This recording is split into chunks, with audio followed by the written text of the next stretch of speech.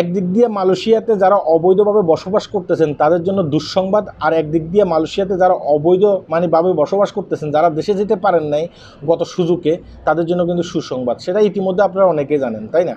আপনারা জানেন যে 30শে এপ্রিল 2026 পর্যন্ত লাস্ট সুযোগ ছিল, গতকালকে পর্যন্ত লাস্ট সুযোগ ছিল যে যারা অবৈধ লোক মালয়েশিয়াতে আছে তারা দেশে যেতে পারবে। এটা কিন্তু আপনারা জানেন। পরবর্তীতে কিন্তু এই সুযোগটাকে বৃদ্ধি করা হয়েছে, অর্থাৎ আজ 1 মে 2026, আজকে 1 মে 2026 থেকে আপনার আগামী বছর মে মাস পর্যন্ত আপনি দেশে যেতে পারবেন, অর্থাৎ 1 বছর 1 মাস পর্যন্ত সুযোগ দিছে। কথা কি বুঝতে পারছেন? আপনি দেশে যেতে পারবেন। এখন যারা অবৈধ প্রবাসী এখানে আছে, যারা দেশে চলে যেতে চায়, হয়তোবা সময় সম্পদের কারণে তারা দেশে যেতে পারে নাই, হয়তোবা কাগজপত্র রেডি করতে পারে নাই, তাদের জন্য কিন্তু এটা হচ্ছে যে সুযোগ, এটা হচ্ছে যে তাদের জন্য একটা প্লাস পয়েন্ট, তাদের জন্য সুসংবাদ।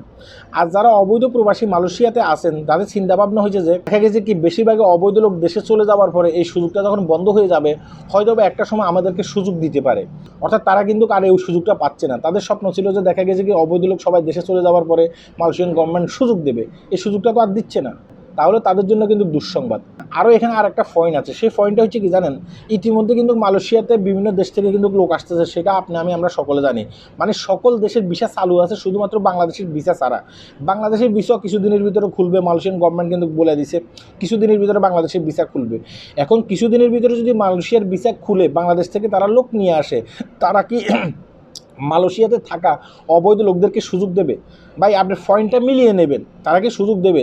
তারা জানে যে তারা বাংলাদেশ থেকে নতুন নতুন লোক নিয়োগ করবে, কিংবা অন্য কান্ট্রি থেকে নতুন নতুন লোক তারা কিন্তু এখানে নিয়ে আসতেছে। এখন তারা যেহেতু অন্য দেশ থেকে নতুন নতুন লোক এখানে নিয়ে আসতেছে, আবার 1 বছর পর্যন্ত আপনাদেরকে সুযোগ দিছে, আপনার দুইটা পয়েন্ট যদি মিলিয়ে নেন, আপনারা দেখবেন যে মালয়েশিয়ান গভর্নমেন্ট আগামীতে অবৈধ লোকদেরকে বৈধ করার সুযোগ দেবে না। শুধুমাত্র এই 1 বছর না, তারপর 2 বছরের ভিতরে যারা অবৈধ লোক এখানে আছে তারা কিন্তু সেই সুযোগটা পাবে না। এখন আপনারা অনেকে আমাকে বলবেন যে আমি আপনাদেরকে ভয় দেখাচ্ছি। আমি আপনাদেরকে ভয় দেখাচ্ছি না। আপনাদের তো বিবেক বুদ্ধি আছে, আপনাদের তো চিন্তাভাবনা আছে। আপনারা চিন্তাভাবনা করে একবার দেখেন, তখন আপনারা পয়েন্টটা মিলিয়ে নিতে পারবেন। এখন কেউ যদি বলে যে ভাই অবৈধ লোকদেরকে সুযোগ দেবে কিছুদিনের ভিতরে, তোমরা একটু অপেক্ষা করো, মনে করবেন যে সে ভিডিও তৈরি করার জন্য এই কথাগুলো বলতেছে, কিংবা আপনাকে ফার্ম টার্ম দিয়ে আপনাকে এখানে রাখার চেষ্টা করতেছে।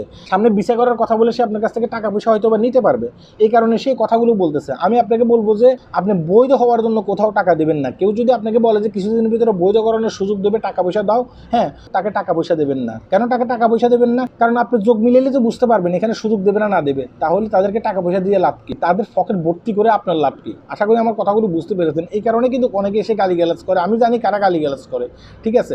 যারা প্রকৃতভাবে অবৈধ প্রবাসী আছেন এখানে, আপনারা কথাগুলো একটু মিলিয়ে নেবেন, এটা আপনাদের উপকারে আসবে। আল্লাহ হাফেজ।